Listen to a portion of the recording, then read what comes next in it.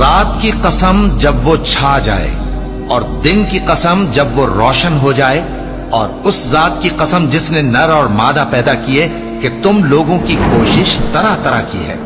سو جس نے اللہ کے رستے میں مال دیا اور پرہیزگاری کی اور بہترین بات یعنی کلمہ توحید کو سچ جانا، تو اس کو ہم آسان طریقے کی توفیق دیں گے، اور جس نے بخل کیا اور بے پرواہ بنا رہا اور بہترین بات کو جھوٹ سمجھا، تو ہم اسے رفتہ رفتہ سختی میں پہنچا دیں گے،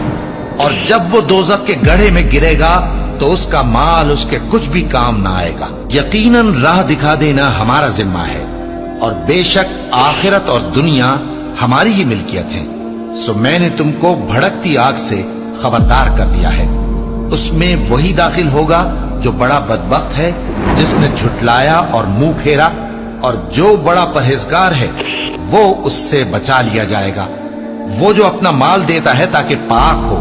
اور اس لیے نہیں دیتا کہ اس پر کسی کا احسان ہے جس کا بدلہ اتارا جائے، بلکہ اپنے رب اعلیٰ کی رضامندی حاصل کرنے کے لیے دیتا ہے،